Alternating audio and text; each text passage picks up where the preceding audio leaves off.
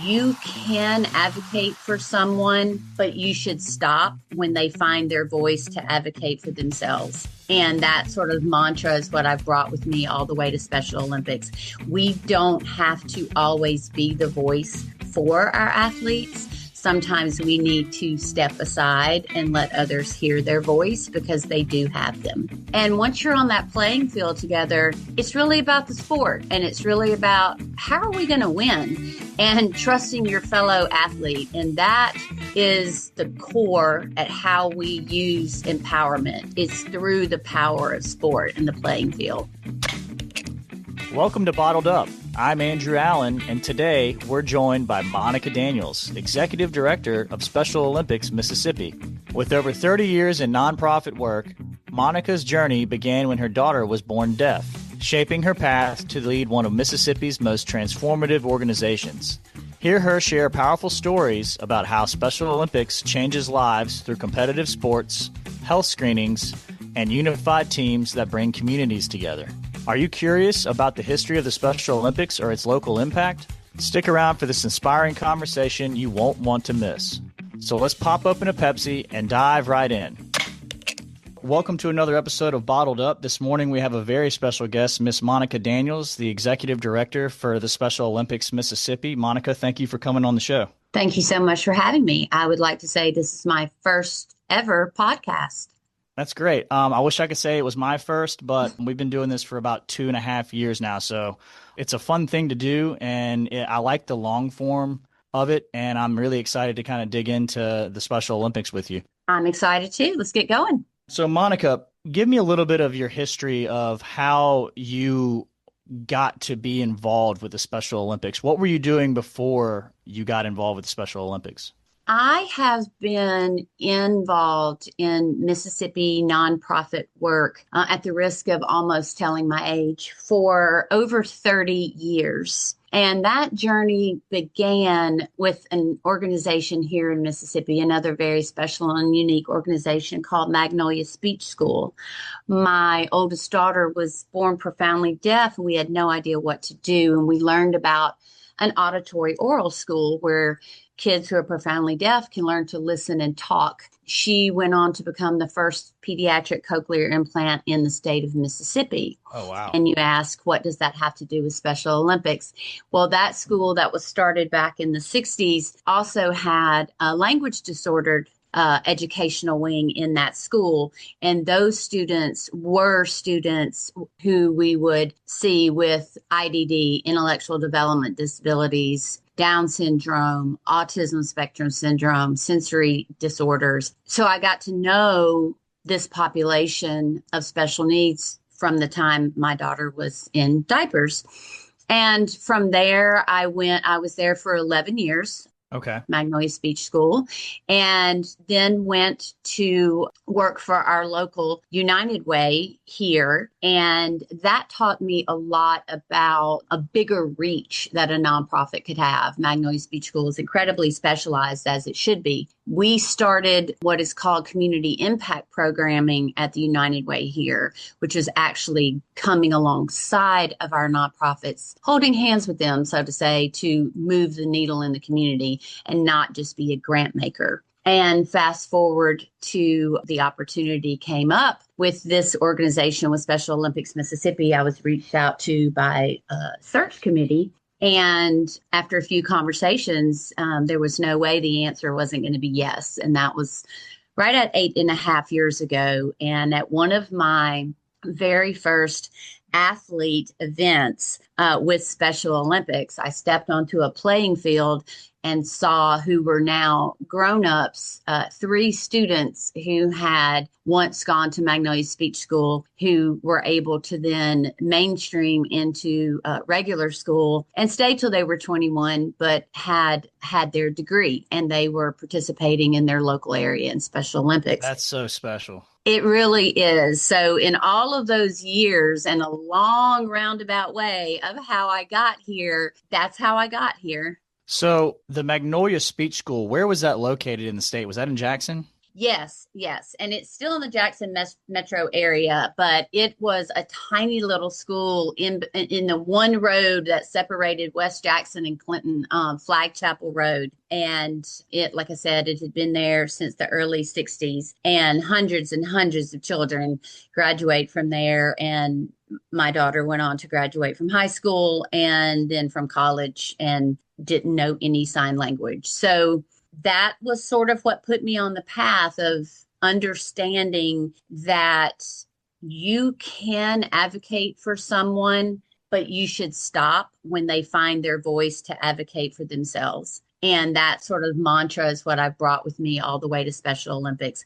We don't have to always be the voice for our athletes. Sometimes we need to step aside and let others hear their voice because they do have them. That's an extremely powerful concept, Monica, to actually, I never thought about it that way. You're empowering them to empower themselves. Yes. And in Special Olympics, we do that through sport, right? And especially all over the country. But, we know how we are here in the South, and we know much we love our Friday night lights and our college football and college basketball and baseball. So we, more than most, I would say, understand the nature of things on a playing field. And Special Olympics Mississippi is a competitive sports organization. So to get that out there, we're not a recreational sports organization.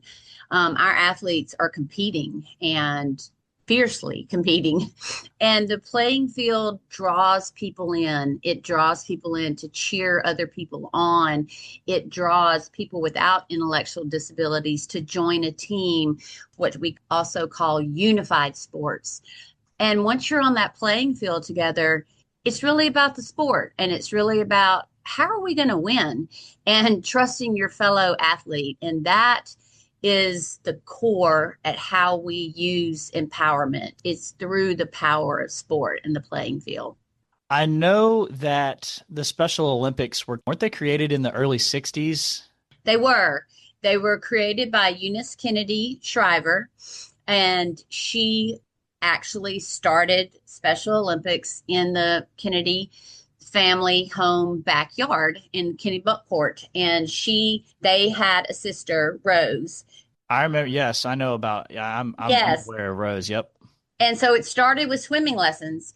And from there, it went to local parks and recs programs. And from there, it went to the very first United statewide competition was hosted at Soldier Field in Chicago.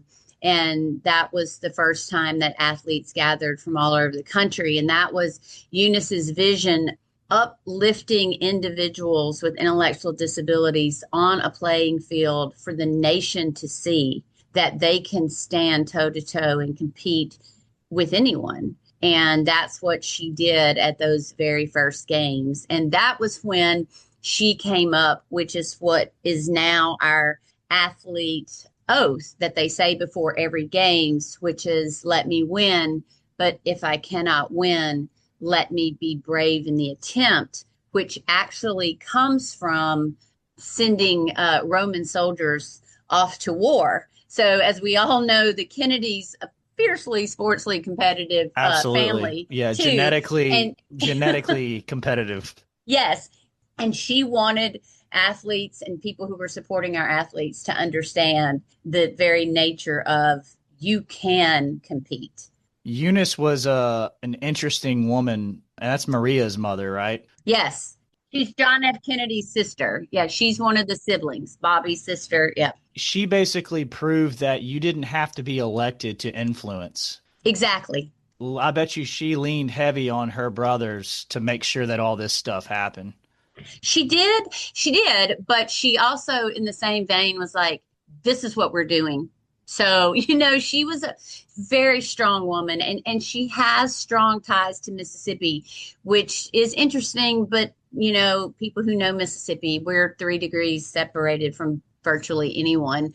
But she made 2 trips to visit Mississippi. She was a very hands-on woman, and She came in early 70s to Ellisville State School Okay. and toured that campus and helped them see how in a state school situation, which back in the day was most likely still being called an asylum, Yeah. how you get outside and actually play sports, whether you think that someone can or not. And from there, she came to our first ever summer games, which you all have been supporting us for many years, which is now at Keesler in Yep. 1975. University of Southern Mississippi hosted it, and we have a picture of her sitting in the stands at Southern. And it's not like she was smiling or she was she was fiercely watching what was happening. And she would critique people's state games all the time. And my sports director, who is still with us, Terry Chenal, he's still our sports director, he said they got a handshake and a nod, and they all just exhaled a sigh of relief, like, we did it. Yeah, the stories about her, she hung out with men more than women. Yeah, She was fiercely competitive, like you said, and I think that finding people who have that same level of conviction and drive to do good things for the community and to reach to give people opportunities and to make a difference in the world and put their mark on the world is harder and harder to come by. So I'm extremely glad that she created and forced the issue on what she did with the Special Olympics, because at the time, I would imagine how you describe, the schools were known as asylums. People with special needs were kind of shunned away. They were outcasts. No one really knew what to do. right. And this provided an opportunity for those people to let their light shine, I would imagine. Absolutely.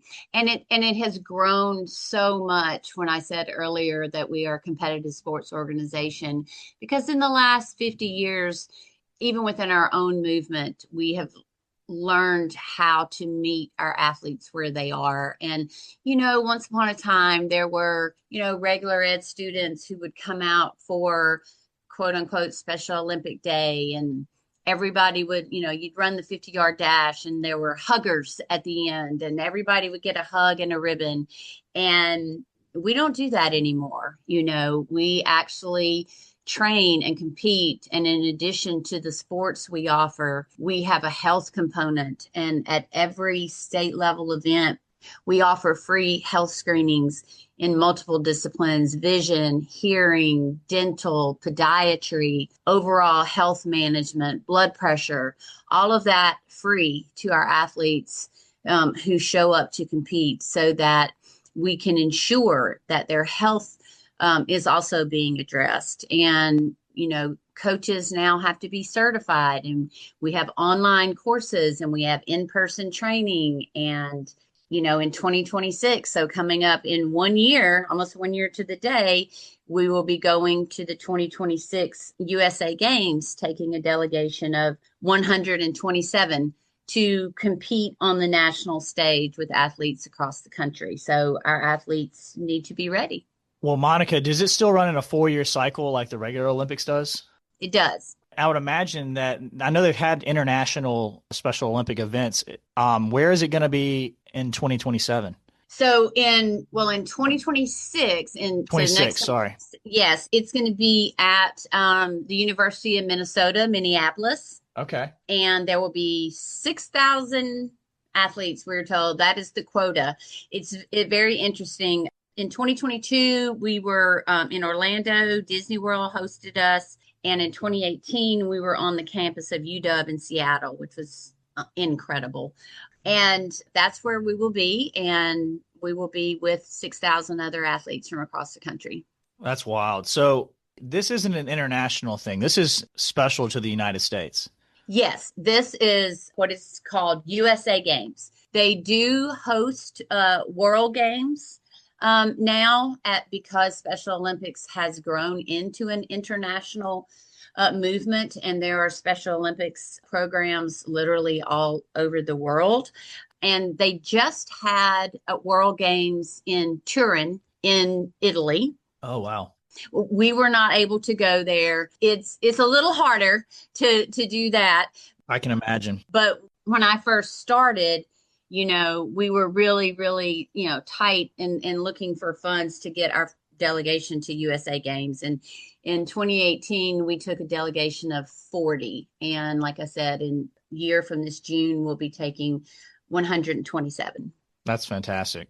I want to know, as far as the events for the Special Olympics are concerned, are there any specific events that y'all have that the Olympics do not have? No, we are autonomous to a certain point, but Okay. we are still bound to the accreditation process and the national office relationship.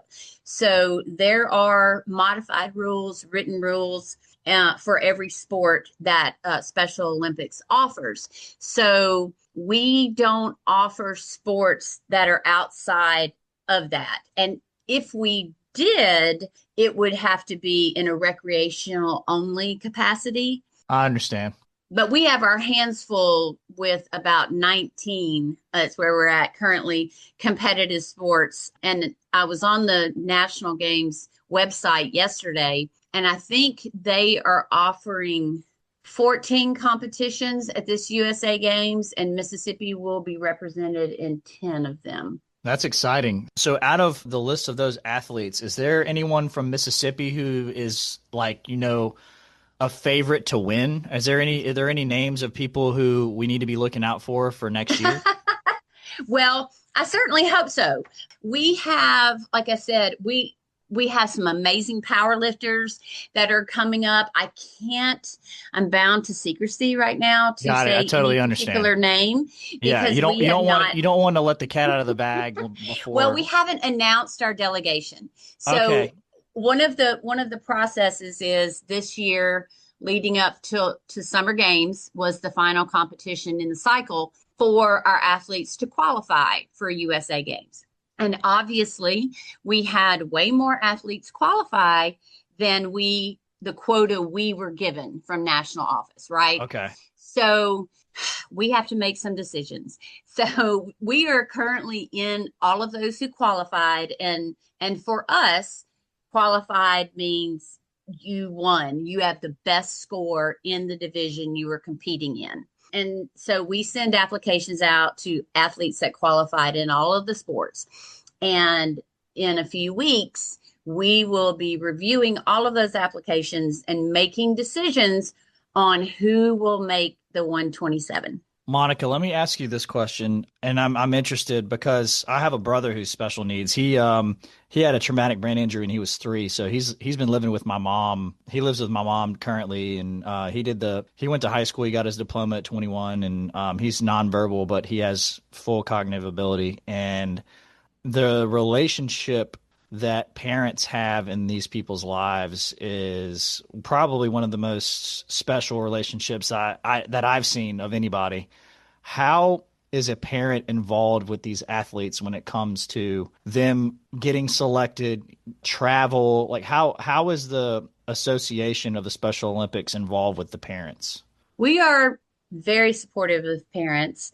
We realize that, without their help and support, it would be very difficult for us to do what we do. Having said that, we also encourage our parents to allow their children, adult children, participate in our state level competitions and our national competitions independently. Okay.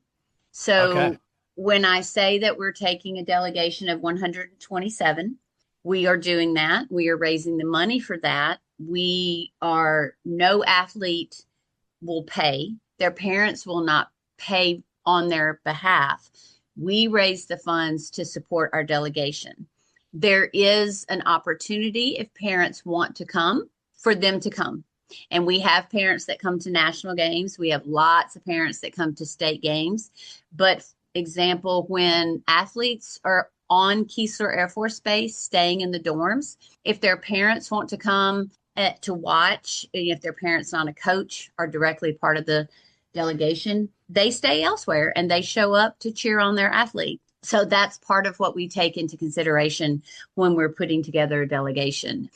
So interestingly, a short story, I digress, is when it comes to things like our unified sports. So in 2022, Special Olympics Mississippi took two interscholastic, so these were school age kids, unified, which means they were comprised of kids from the same school with and without intellectual disabilities. One was a basketball team from Shannon, Mississippi, completely school based. The other was a unified team, Boys and Girls Club of the Mississippi Delta, and exceptional ed students from the Greenwood Lexington School District. We had a much harder time getting the parents of our unified partners to let their kids go with Special Olympics Mississippi to Orlando, Florida. They were very nervous. They were so what ended up happening and was so amazing to watch, and I've seen it on the state level too, is that sometimes when our unified partner kids show up and their parents show up and they're nervous, it's our athletes that initiate the conversation and go up to the regular ed kid and say, no, your bunk is over here. Your trunk goes there. Like embracing them and helping them, like, this is what we do, so it's really fascinating to watch. I can imagine. Yeah. And again, it goes back to the power of voice, right? And they're like, we know this is something we do. I'll show you how to do this. Yeah, like you said, it goes back to empowering someone to empower themselves. I always wondered about how, because I see how parents get involved with, rec league sports, and it can be a mess sometimes. Oh yeah, yeah. And anybody you've ever talked to who has coached like a travel ball team, or I have friends of mine who've coached baseball, travel baseball, and I work with a bunch of guys whose kids have done softball and baseball, and they always say the same thing. It's like the kids are great. It's the parents that tend to be the issue on both sides of the field. And I was seeing how specialized and unique the situation is with these games. I was just interested to see if that kind of crossed over. And I'm glad to hear that you basically empower the kids to they're the athletes. They're treated like athletes. They're the ones that are making the decisions. They're the ones that have to get themselves ready, and they're the ones that go out and compete. And that's very interesting to hear. And I'm glad that y'all do it that way. Yeah, it really is. In vein of sharing that story about the two unified teams that we took, we in Mississippi, and sort of expounding a little bit on our mission and what we do, we were one of a handful, but we actually helped co-write the national partnership agreement between Special Olympics and Boys and Girls Clubs of America. And that movement started right here in Mississippi. They did a short little documentary where they followed this team that I was just telling you about from Greenwood, Mississippi, got on the bus with our athletes all the way down to Disney World to watch this team, unified basketball team, compete. And they took silver in the nation. And what was so interesting about that is that they lost only to the other unified Mississippi team from Shannon High School. Wow. So the two Mississippi teams were in the final. Yes. And they took gold and silver. That's a win. Yes. And we were the only state at those games that we brought two, a unified cheer team and a unified basketball team that was made up from community-based athletes with the Boys and Girls Clubs of the Mississippi Delta. Well, that proves that it works. That proves that what we've done is working. Right. And so we expanded on that this year, and we Jackson State University came on as one of the first HBCUs to be a certified Special Olympics college. They hosted we got a small ESPN grant to host a unified league play around basketball. I wanted to set a path forward for a truly competitive interscholastic team to earn the slot. We only got one slot this time for 2026. So it's only going to be one unified basketball team. Jackson State hosted a round robin tournament of 12 teams. They were unified champion school teams from Jackson Public School. There were teams from the Boys and Girls Club of Central Mississippi and Boys and Girls Clubs of the Mississippi Delta. And it was a fiercely competitive day. The winners of that tournament got to go to Ole Miss to our state basketball competition. And the winner from there is the team that is going to USA Games. And that part's not a secret. So that is because they knew they won it when they were at Ole Miss competing. And so once again, it'll be a unified team from the Boys and Girls Clubs in Mississippi Delta from Lexington and Greenwood. Monica, what was the name of the documentary? It doesn't really have a name. It's just like Special Olympics Unified Sports. I can send you the link. Yeah, I'd like for people, if anybody's interested who's listening, I'd like for people to kind of check that out, because that seems like an interesting journey, just to see that to come to fruition. Yes, it was, and Special Olympics sort of coordinated it on the national model, and they want, like I said, because we were the only state that brought a unified Boys and Girls Clubs team, and everything that we raise money for, everything down to every article of clothing that they wear. They need to be competition ready. We raise the money to provide swimmers their swimsuits. We outfit them for opening ceremonies, and if you go back at ESPN covers opening ceremonies for Special Olympics, just like regular Olympics. And yeah, we looked fabulous walking in, we looked like Ralph Lauren delegation, all absolutely. Because of donors. And for some of our athletes, one of our athletes from Oxford, Mississippi, who played on our flag football team, he opened his bag, because we give them their bag right before they get ready to go on the bus. And all of his clothes are in there, and his shoes were in there, and everything he needed to compete, gloves, everything. And he burst into tears, and he said, "Miss Monica, I've never had this many clothes in my life." And Incredible. he said, "Do I give these back when the games are over?" And I said, "No, absolutely not. No." So it's, again, on and off the playing field that we can make a difference. Well, that's an incredible story. I think that touching people's hearts like that, not just the competitive factor in giving them the independence and uplifting, their spirits and letting them know, listen, that you can do this, and it's the sportsmanship side of it is also extremely important, I would imagine. Like rooting for a team, being there for your team, being held accountable, all of that comes with organized sport is very important, I would imagine. Absolutely. I would like to clarify this. People, they tend to think, oh, well, Special Olympics does summer games at Keesler every year, and that's what they do. And that is part of what we do. But we actually host 8 state level competitions each and every year round, all across the state, for athletes to come and compete in various sports. So I told somebody in May at Keesler, I said, we're planning 8 weddings a year. That's hard. That's really, really hard. It is hard. Yes. But no athlete pays to compete. If anyone listening would want to help out and make donations or, volunteer, how does someone get involved with the Special Olympics? Or even if they have a child that has special needs and they think this might be a good fit and they need an outlet or something like that, how does someone get involved? So you can go to our website, which is specialolympicsmississippi.org, and right under the tab, most importantly, I would say, it is the resource for someone to find a program. So if you look under Find a Program, you will see a map of the state of Mississippi, and it's broken down into 18 local areas, and those are all run by volunteers. We could not do this without volunteers. And so you would find the county you live in, you would see that area on your map, and you would scroll down, and all of the contact information for that local area director is right there. Their email address, they even graciously share their cell phone numbers for anyone who wants to reach out to them to inquire about what sports they offer locally, if they want to be a coach, if they want to volunteer for their games.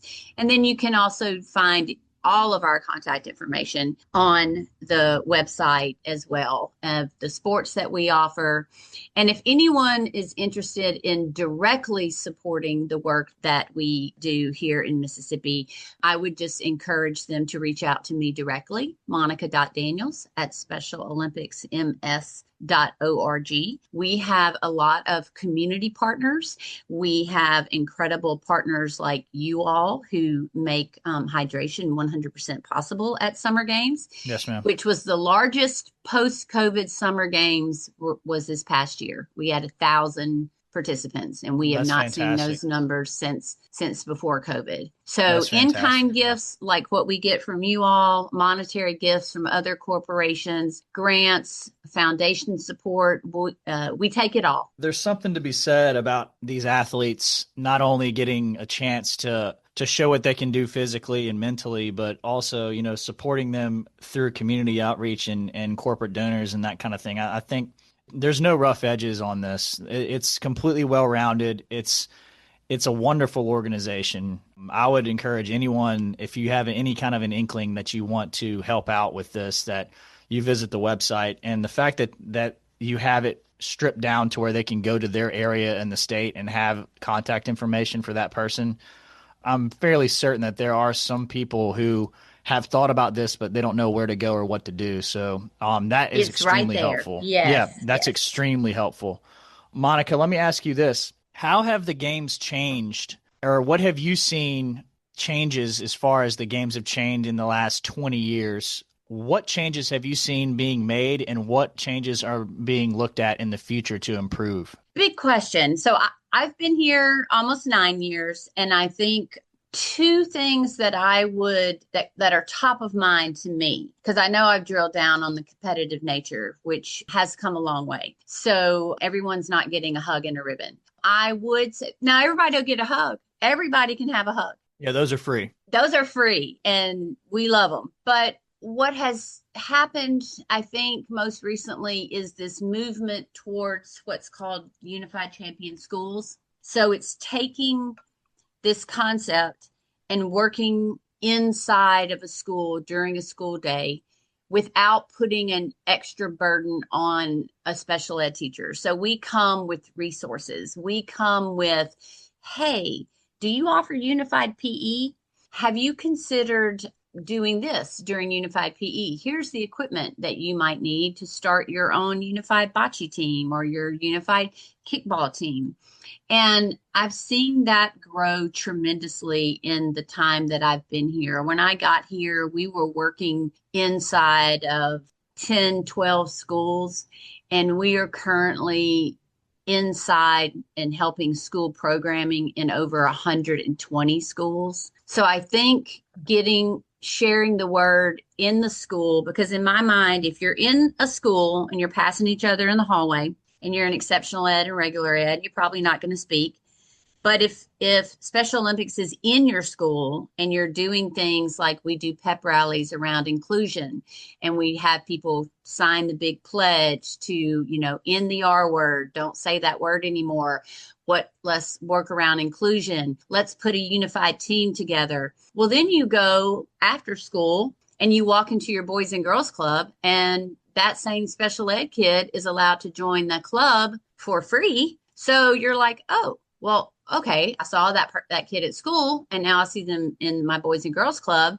And then as a regular club kid, you're able to go over to the local area that I just mentioned when you find a program on the map and say, I want to be a unified partner because I didn't get to play varsity basketball on my school because it's too hard. It's too competitive in urban and rural areas. So go play basketball with them. Now within the community, so when they walk in the gas station or the grocery store, they're like, hey, how you doing?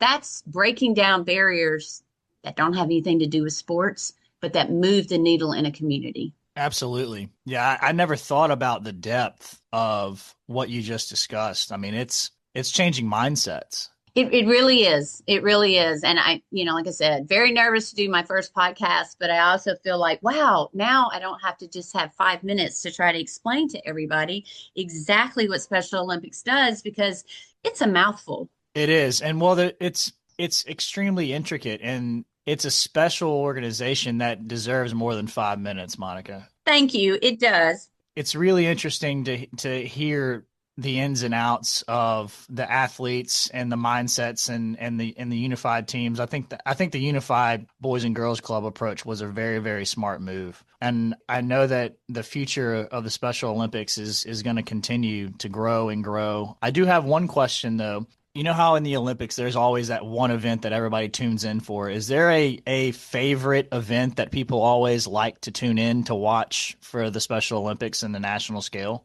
Yes. And it will all be covered on ESPN, and ESPN will they do a great job. They're a great partner. And there are three that come, well, four events that are huge, and I'm running around all the time trying to get to them. They are our unified flag football. This year, our team that will be going is our SO College team from Ole Miss, competing on the national stage. Basketball, absolutely huge. You couldn't even get into the arena at Wild World Sports in 2022. Track and field is huge, and so is swimming. Okay. I know that in the Olympics, it's always, women's gymnastics, and it's kind of like whatever your country is the best at. Right. U.S. swimming, women's gymnastics are always big. But I figured that there was a correlation there, and I'm glad that you kind of clarified that for me. Yeah, those are our top four. And in 2018, we took an athlete who from Hattiesburg, who not only did he break the Special Olympic record for the 100-meter dash, he actually broke the collegiate record. Oh So my God. yeah, and so it was like movie cameras. They were coming to interview this guy, and he was like, "I'm just fast." Yeah. Yeah. That's so great. That's so great. So Monica, for one last time, how can people who want to get involved with the Special Olympics find or donate or volunteer to be involved with y'all? The easiest way to start that is to go directly to our website, which is www.specialolympicsmississippi.org. You can also follow us on Instagram, which is SO Mississippi. We would love to have you. We are also on Facebook, Special Olympics Mississippi. There are multiple avenues to find us on the web and on social media.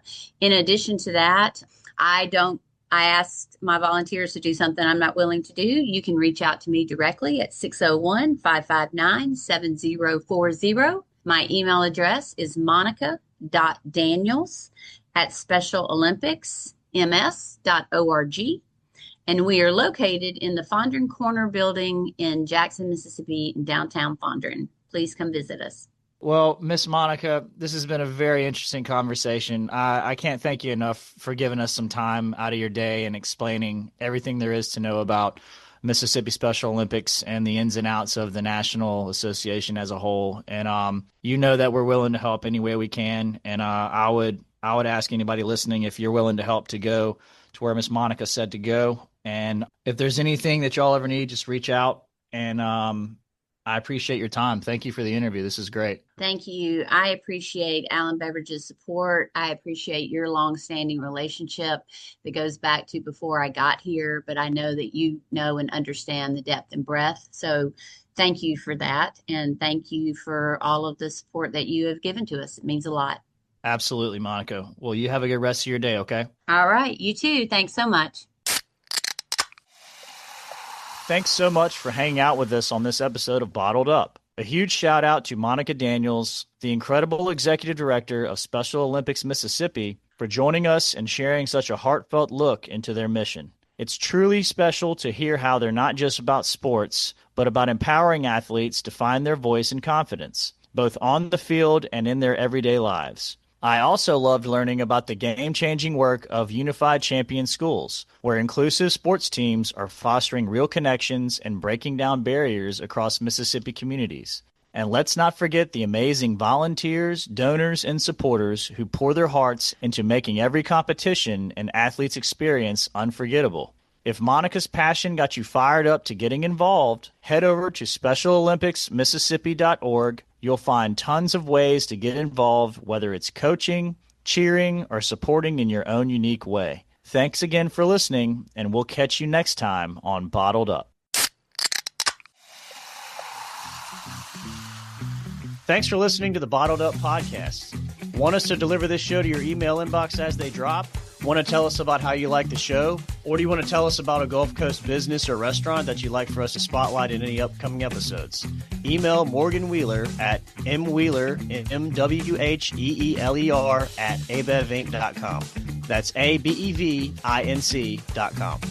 Want to know more about Allen Beverages and how we work with our clients, partners, and vendors? Check out allenbeverages.com. This show was edited and produced by Johnny Gwynn and Deep Fried Studios.